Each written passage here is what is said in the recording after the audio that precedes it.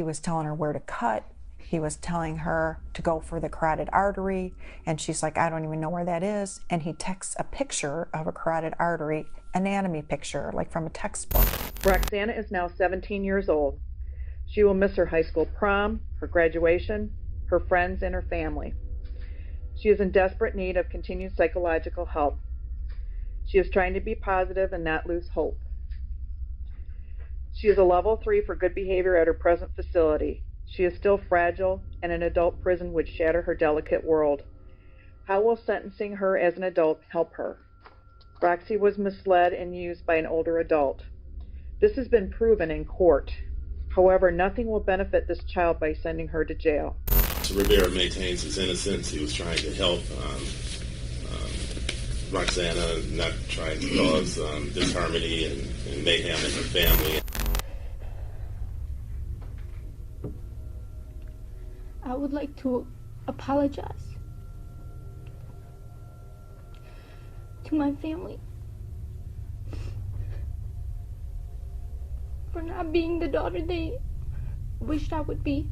In today's episode, we'll discuss the case of Roksana Sikorski, a 15-year-old girl born in Poland who would later be adopted by loving parents in the United States. Despite the love and care provided to her in her new home, Roksana would eventually go on to commit an unthinkable crime. But before we get into the crime committed by this young girl, we must first dive deep into the life of Roksana to fully understand what led up to such unimaginable violence. Roksana Sikorski was born in Poland and had two younger siblings, a boy and a girl.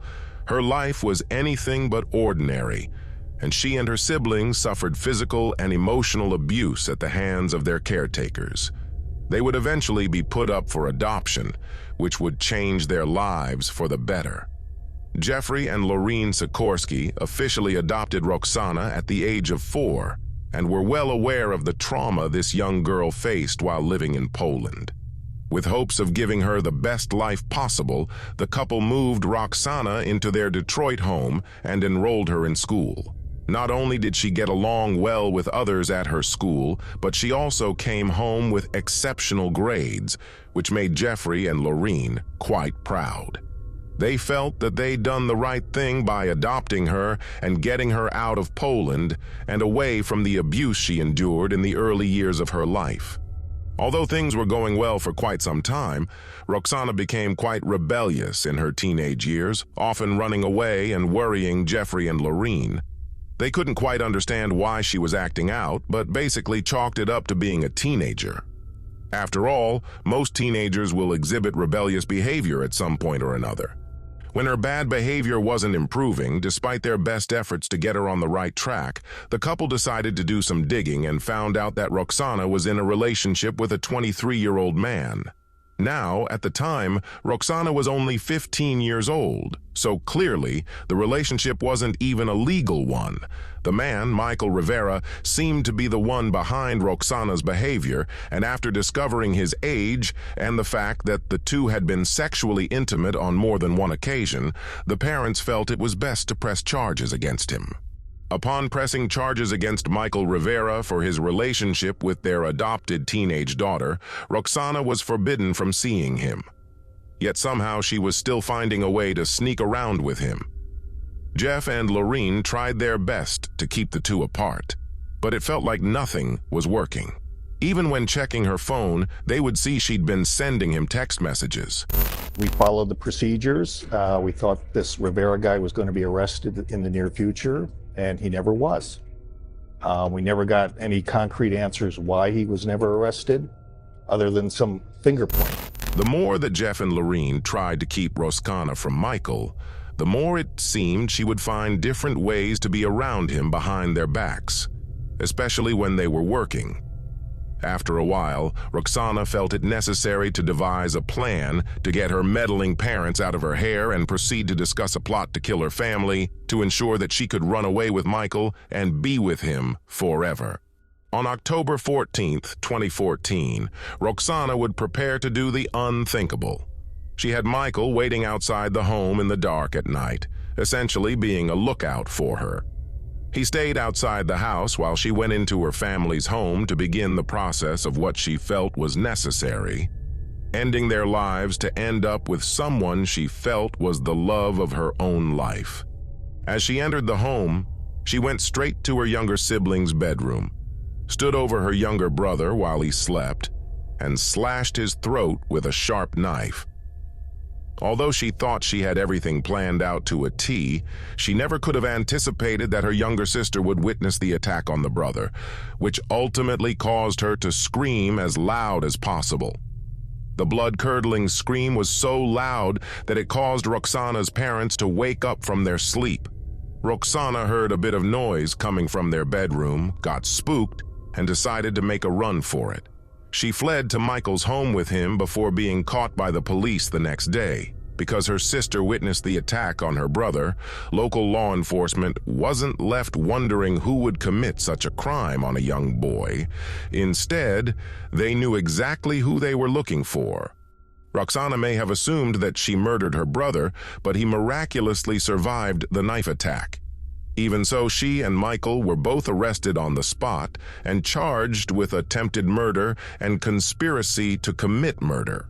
In the courtroom, Roksana's brother, who referred to her as Roxy, testified. He mentioned that she came into the bedroom, woke him up, and then sliced him right in the neck. The sister, who was only 11 years old at the time, said she pushed Roksana out of fear and then rushed down the staircase while screaming, which caused their parents to wake up. The prosecution believed that Michael Rivera was coaching Roksana on how to kill the family, but he claimed otherwise. In fact, he said that he had no idea she was only 15 years old, but that didn't make much sense because the parents had already previously pressed charges against him for his involvement with their teenage daughter.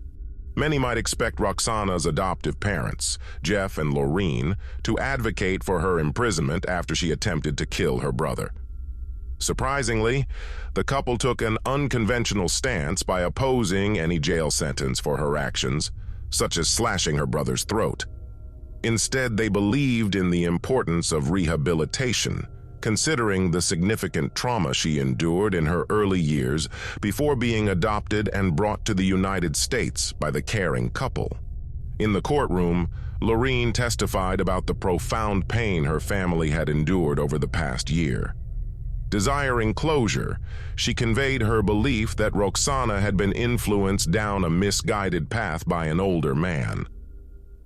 Laureen expressed skepticism about the effectiveness of jail time, emphasizing her conviction that rehabilitation, rather than incarceration, was the key to enabling Roksana to lead a regular, joyful, and healthy life, despite the regrettable choices that had led to her conviction. Ma'am, state your name for us. Lorraine Sikorski. And you are the... I am the mother of Roksana Sikorski, correct?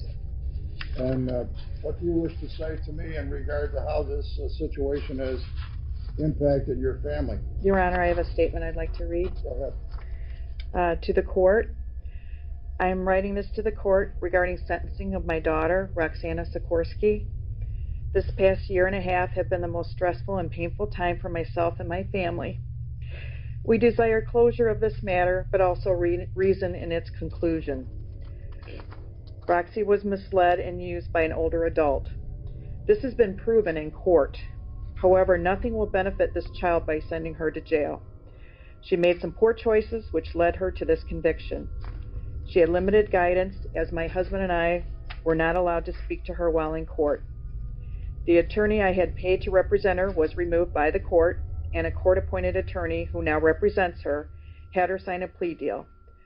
I seriously question my daughter's understanding of the plea deal, or that she signed with fully informed consent. In addition, I question her present attorney's motives. Roksana is now 17 years old. She will miss her high school prom, her graduation, her friends, and her family. She is in desperate need of continued psychological help. She is trying to be positive and not lose hope. She is a level 3 for good behavior at her present facility. She is still fragile, and an adult prison would shatter her delicate world. How will sentencing her as an adult help her? Is this justice? My hope is that she would continue school and mature into an independent and caring individual. My son would like her home one day and return to the loving sister she used to be. We miss her and would someday like to return to being a whole family again. I am asking the court for leniency. I love my daughter and would respectfully ask for a lesser sentence in a juvenile facility.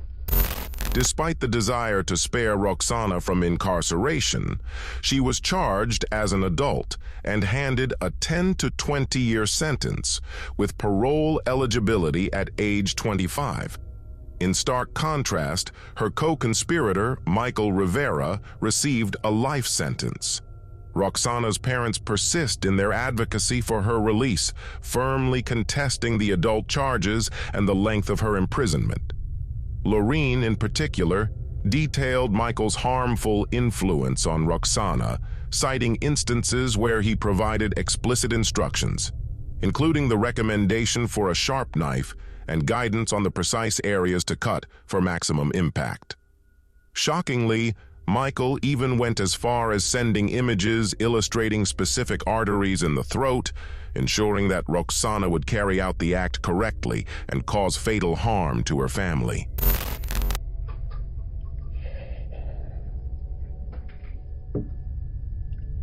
I would like to apologize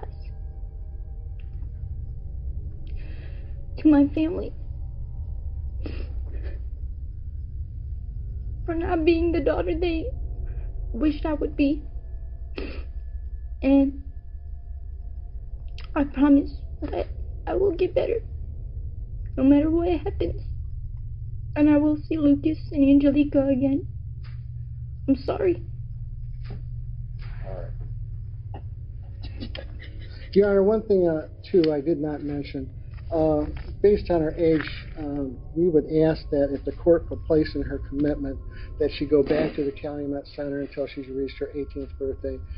Ms. Sikorski, it is the sentence of this court that for your violation of MCL 750.83, assault with intent to commit murder, a charge that carries with it potential life imprisonment, that you be remanded to the Michigan Department of Corrections, first at the Calumet Center, for a period of 10 years to 20 years. You'll be given 528 days jail credit time.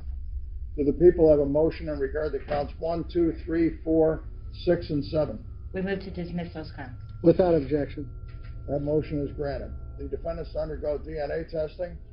She's to undergo psychological evaluation and treatment, as well as psychiatric help, while housed in the Michigan Department of Corrections. So, what do you think about Roksana Sikorski? Was she just a misguided teen being groomed by a man much older than her who may have been taking advantage of a teenage girl who'd experienced incredible trauma in the past? Or was she cold-blooded? If this was your daughter, adopted or not, would you forgive her and want her out of jail, or would you want to spend time behind bars? While some agree that the punishment is harsh for a teenage girl, others say this is what Roksana deserves, and had it not been for her younger sister's loud screams, it's quite possible that she would have murdered the entire family.